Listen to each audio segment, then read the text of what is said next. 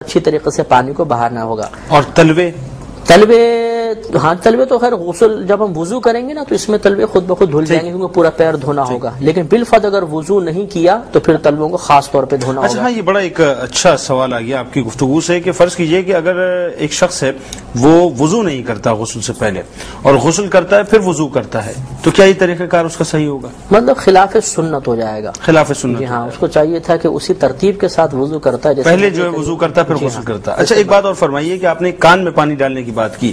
بہت سے لوگوں کے کان میں جو ہے پرابلم ہوا کرتا ہے کہ جی وہ ایک عجیب پٹاخے بجا کرتے ہیں کیونکہ ان کے کان میں ان کو تکلیف بھی ہوتی ہے.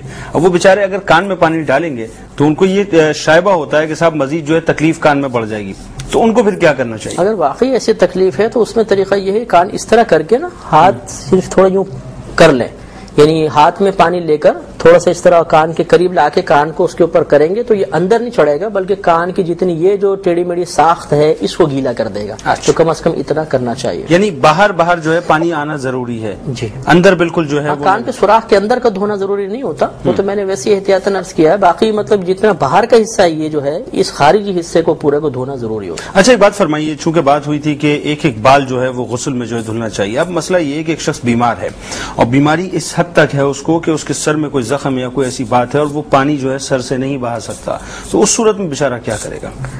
جی وہ عرض کرتا ہوں. اور ایک احتیاط خواتین کے بارے میں ضروری ہے کہ اگر ڈھلکی ہوئی پستان ہو کسی خاتون کی تو پستان اٹھا کے اس کے نیچے پانی بہانا ضروری ہے. یہ فرض ہے، اگر نہیں کریں گے احتیاط تو غسل ان کا نہیں اترے گا. یہ لازم یاد رکھیں. اب اگر بالفرض کسی کے سر میں واقعی ایسی کوئی بیماری ہے جیسے نزلہ ہو جاتا ہے، بعض اوقات آشوب چشم ہے اور سر پہ پانی ڈالنے کی وجہ سے مرض کے بڑھنے کا اندیشہ ہے، ایسی صورت میں فقہائے عظام نے لکھا ہے کہ گردن کے نیچے سے پورا بدن دھو لیں اور پورے سر کا مسح کر لیں. خالی گیلا ہاتھ کر کے پورے سر پہ پھیر لیں تو اس کا غسل مکمل ہو جائے گا. اب جب یہ حالت صحت میں آ جائے تو اس حصے کو بھی دھو لیں تو انشاءاللہ غسل مکمل ہوگا. اچھا ایک بات فرمائیے کہ یہ تو ساری باتیں جو خاص آپ نے انڈیکیٹ کر دیں کہ صاحب کن کن باتوں کا ہمیں غسل کرتے ہوئے خیال رکھنا چاہیے. اگر عورت یا مرد کے جسم پہ کسی حصے پہ افشاں لگی ہوئی ہو تو پھر غسل ہو جائے گا یا مطلب اس میں کوئی ہمیں جو ہے وہ مصیبت ہوگی یا کوئی پریشانی؟ یہ چمکی افشاں وغیرہ دو طرح کی ہوتی ہیں. ایک تو ہوتی ہیں جو باقاعدہ جسم رکھتی ہیں، ایک تو بہت باریک ہوتی ہے جو یہ پلکوں کے اوپر لگائی جاتی ہے، وہ بہت ہی باریک پاؤڈر ٹائپ ہوتا ہے. تو یہ پاؤڈر ٹائپ تو یہ چل جائے گا، بہرحال اس کو بھی ہٹانا چاہیے. لیکن یہ اتنا باریک جسم رکھتا ہے کہ پانی کو کھال تک پہنچنے سے رکاوٹ عموماً نہیں بنتا. لیکن ایک ہوتی ہے باقاعدہ اس کو ہاتھ میں لے تو اس کی رگڑ محسوس ہوتی ہے افشاں کی. یہ اگر واقعی افشاں لگ گئی، ماتھے وغیرہ پہ لگی ہوئی ہے یا کہیں گال وغیرہ پہ یا ہاتھوں پہ لگی ہوئی ہے تو یہ پانی کو نیچے نہیں پہنچنے دے گی، اس کو اتارنا ضروری ہے. بعض لوگوں کو دیکھا ہے وہ شادی کارڈ میں بھی افشاں لگا دیتے ہیں اور مطلب یہ کہ ایسے کپڑے خواتین پہن لیتی ہیں کہ وہ سب کو رنگین کرتی چلے جاتی ہیں. بلکہ اگر کسی مرد کو لگی ہو تو گھر کی عورتیں شک کرنے لگ جاتی ہیں کہ کہاں سے ہو کر آ رہے ہیں، چمکی لگی ہوئی ہے. بیچارے کا کردار بھی بڑا مشکوک بڑا مسئلہ ہو جاتا ہے. تو اس طرح کی مطلب چیزیں استعمال عموماً نہیں کرنی چاہیے ورنہ اس سے غسل کے اور وضو کے بڑے مسائل پیدا ہو جاتے ہیں. اچھا یہ آج کل فیشن میں بھی بڑا بن گیا ہے چمکیاں لگانا اور یہ افشا لگانا، تو یہ اس سے بالکل اجتناب جو ہے خواتین بہت بہتر ہے. یا پھر مطلب استعمال کرنے کے بعد بہت زیادہ محتاط طریقے کے ساتھ ان کو بدن سے جدا کرنا چاہیے. ٹھیک. اچھا ایک بات فرمائیے، اب آتے ہیں بڑے امپورٹنٹ مسئلے کی طرف. خواتین جو ہیں وہ نیل پالش بہت لگاتی ہیں اور لپسٹک جو ہے اس کا بھی استعمال بڑا ہوتا ہے. بلکہ اب تو ایسا ہو گیا کہ ایسے ایسے لپسٹک کے شیڈز آ گئے جو بہت زیادہ جو ہے وہ لیئر بھی مطلب بناتے ہیں اور اپنے شیڈز بھی چھوڑ کے جاتے ہیں. ایون نیل پالش کا بھی یہ عالم ہے. تو اس صورت میں کہ جہاں عورت کے ناخنوں پر نیل پالش لگی ہے اور لپسٹک لگی ہے اس کے ہونٹوں پر، تو اس وقت اگر وہ غسل کرے تو کیا غسل ہو جائے گا؟ دیکھیں اگر تو غسل اس حالت میں ان پر واجب ہوا ہے کہ نیل پالش لگی ہوئی ہے یا لپسٹک وغیرہ لگی ہوئی ہے تو اب تو غسل کرنے کے لیے ان چیزوں کو چھوڑانا ضروری ہے کیونکہ پورے جسم کو دھونا فرض ہے. اور اگر یہ چیزیں یعنی نیل پالش کی طے ہے تو یقینی سی بات ہے کہ یہ پانی کو ناخن تک پہنچنے سے روک دے گی. اس طرح لپسٹک اگر اتنی موٹی لگائی ہوئی ہے کہ باقاعدہ ایک تہ بن چکی ہے اور وہ ہونٹوں تک نہیں پہنچنے دے گی. ایک تو ہوتا ہے لگا کے اس کو بہت ہی رگڑ دینا کہ وہ بالکل ویسلین کی مثل لگ جائے تو ایک الگ مسئلہ ہے. لیکن اگر اتنی موٹی طے ہے ہونٹوں پہ لگائی کہ جو پانی کو کھال تک پہنچنے سے روکے گی تو اب اس کا دور کرنا فرض ہے. اگر اسی حالت میں وہ غسل کریں گی تو باقی جسم کا غسل تو اتر جائے گا لیکن مکمل غسل نہیں ہوگا اور وہ حالت جنابت میں ہی کہلائیں گی، نماز کے قابل نہیں ہو سکتے. اچھا ایک بات فرمائیے کہ جسم پہ تیل لگا ہوا ہے یا کریم لگی ہوئی پورے جسم پہ اور اس وقت اگر وہ شخص غسل کے لیے کھڑا ہوتا ہے تو کیا اس کا غسل ہو جائے گا؟ جی ہاں، فقہائے عظام نے تیل کی اور ایسی کریم کے جس کو آپ نے باقاعدہ جسم اس کا نہ بنایا ہو، یعنی بہت زیادہ تھوپنا ایک ہوتا ہے اور ایک ہے کہ لگا کے اس طرح رگڑ دینا، تو اگر کریم رگڑ دی گئی ہے، بالکل اس کا جسم نہیں بنا ہوا یا تیل لگا ہوا ہے، تو اس کو معاف قرار دیا ہے۔ حالانکہ تیل بھی پانی کو کھال تک پہنچنے سے روکتا ہے، لیکن چونکہ یہ کثرت سے استعمال ہوتا ہے تیل، جیسے سروں میں لگاتے ہیں، داڑھی میں بھی تیل لگا لیا، ہاتھ میں لگ گیا یہ وہ، تو اور صابن بھی بعض اوقات میسر نہیں ہوتا، تو اس کو معاف قرار دیا ہے، لہذا تیل پر سے ہی اگر وہ پانی بہا دے گا غسل ہو جائے گا۔ غسل ہو جائے گا۔ اچھا مفتی صاحب، ایک بات فرمائیے کہ ایک شخص ہے، فرض کیجئے اس کا ایکسیڈنٹ ہو گیا یا کسی زخم کی وجہ سے اس کے جسم کے کسی حصے پہ پٹی بندھی ہوئی ہے، مجبوری یہ ہے کہ وہ پٹی ہٹا بھی نہیں سکتا، اور چونکہ غسل میں پانی بہانا ہے تو اس کو یہ خوف بھی ہے کہ صاحب اگر میں پانی بہاؤں گا تو زخم جو ہے میرا پک جائے گا، اس صورت میں اسے کیا کرنا چاہیے؟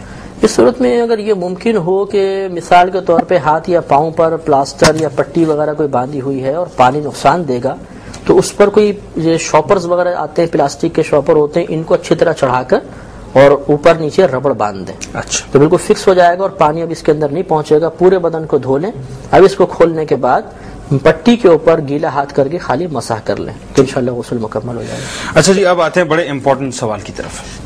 ایک شخص ہے، مسلمان ہے، یہ تو طریقہ کار سارے جو غسل کے ہیں مسلمانوں کے لیے، ایک شخص ہے وہ دائرہ اسلام سے خارج ہے، اس نے اسلام قبول کیا، اس نے کلمہ پڑھا، کلمہ پڑھنے کے بعد کیا اسے غسل کرنا ہوگا؟ یعنی کلمہ پڑھتے ہی جب وہ فوراً دائرہ ایمان میں آ گیا تو اسے غسل کرنا ہوگا؟ اس میں مسئلہ یہ ہوتا ہے کہ اگر اس نے اسلام قبول کرنے سے پہلے پورے بدن پر پانی نہیں بہایا تھا یا مطلب اس پہ حالت جنابت طاری تھی، تو اب تو اس صورت یہ ہے کہ کلمہ پڑھنے کے لیے تو غسل کرنا ضروری نہیں ہے، فقط مستحب ہے، لہذا اب اس کو دیر بھی نہیں کروانی چاہیے۔ یہ تمام ناظرین اچھی طرح یاد رکھیں، اگر کوئی جنوبی شخص ہو یا غیر مسلم اسلام قبول کرنے کے لیے آیا تو اسے ہرگز یہ مشورہ نہیں دیں گے کہ تم جا کے پہلے غسل کر کے آؤ پھر ہم تمہیں کلمہ پڑھائیں گے، بلکہ فوراً کلمہ پڑھا دیں کہ مسلمان ہونے کے لیے باقاعدہ غسل کرنا شرط نہیں ہے۔ اب اگر بالفرض اس نے پہلے غسل نہیں کیا ہوا تھا صحیح طریقے سے یا حالت جنابت میں تھا تو اب اس کے اوپر غسل کرنا لازم ہوگا۔ تو اسلام لانے کی وجہ سے اس پہ غسل لازم ہو یہ کوئی شرعی قاعدہ نہیں ہے، بلکہ وہی اصول ہے جو ایک مسلمان کے لیے ہے کہ اب وہ مسلمان ہوا اور حالت جنابت میں تھا، وہ پہلے یعنی پہلے کافر تھا، حالت جنابت میں تھا، مسلمان ہونے کے بعد چونکہ عبادات اس کو اختیار کرنی ہوں گی اور عبادت اختیار کرنے کے لیے پاک ہونا ضروری ہے، لہٰذا اس لیے اس کو ہم غسل کا حکم دیں گے۔ اور اگر بالفرض وہ اسلام لانے سے پہلے پورا بدن دھو کر آیا تھا تو کم از کم احتیاطاً اس سے 2 فرض مکمل کروائے جائیں گے، ایک کلی کرنا غرغرے سمیت اور ناک میں پانی چڑھانا، کیونکہ عموماً کفار یہ کام نہیں کرتے، باقی پورے بدن پہ پانی تو ان کے بھی بہ ہی جاتا ہے، لہٰذا یہ 2 فرض پورے کروا لیں کافی ہے۔ اچھا ایک بات فرمائیے کہ شوہر نے زوجہ سے صحبت کی، صحبت کرنے کے بعد اس نے تھوڑا سا توقف کیا اور بغیر غسل کیے اس نے دوبارہ صحبت کی، تو یہ کیسا؟ ہاں یہ شرعاً جائز ہے، لیکن فقہائے اسلام نے لکھا کہ اس شخص کے لیے مستحب یہ ہے کہ صحبت کرنے کے بعد اگر دوبارہ ارادہ رکھتا ہو تو اپنا ناف کے نیچے کا دھڑ دوبارہ دھو لے، صرف اتنا دھو لے، اور اس کے بعد پھر وہ دوبارہ بلا کراہت صحبت کر سکتا ہے۔ ٹھیک۔ اچھا اب یہ فرمائیے کہ چونکہ وہ اس پہ غسل جنابت جو ہے وہ واجب تھی، اس نے دوبارہ صحبت کی اور یہ سپوز کر لیا جائے کہ اسی صحبت سے جو ہے اس کا حمل ٹھہر گیا، اب اس سے جو اولاد ہوئی پھر اس اولاد کا اسٹیٹس کیا ہوگا؟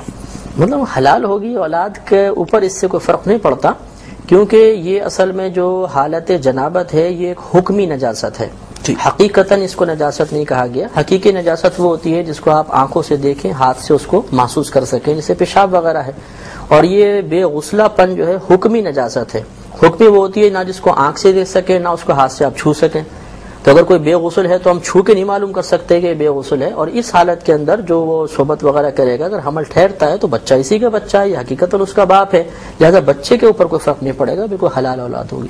اچھا ایک بات فرمائیے کہ غسل واجب ہو گیا اور کیا اس کے لیے شرعی احکام یہ ہیں کہ فوراً جو ہے وہ غسل کیا جائے، یا اگر تھوڑی سی اس میں تاخیر کی جائے تو کچھ میں فرق پڑتا ہے یا ہم کر سکتے ہیں؟ دیکھیں اس میں کچھ صورتیں ہیں، سب سے افضل صورت تو یہ ہے کہ آدمی فوراً سے پیشتر غسل کر لے، کیونکہ نبی کریم صلی اللہ علیہ وسلم نے ارشاد فرمایا کہ جس گھر میں کتا ہو یا تعظیماً لگائی ہوئی تصویر ہو یا کوئی حالت جنابت میں شخص ہو تو اس گھر میں اللہ کی رحمت کے فرشتے نہیں آتے۔ تو یہ قباحت تو ہے کہ اگر ہم دیر سے کریں گے تو اس وقت تک رحمت کے فرشتوں کو نزول نہیں ہوگا۔ دوسری بات یہ کہ دیر کرنا جائز تو ہے، لیکن اگر بالفرض نماز نکلنے کا اندیشہ ہے، جیسے مثال کے طور پہ وہی فجر والا معاملہ کہ 4-5 بجے آنکھ کھلی ہے، احتلام ہے، اب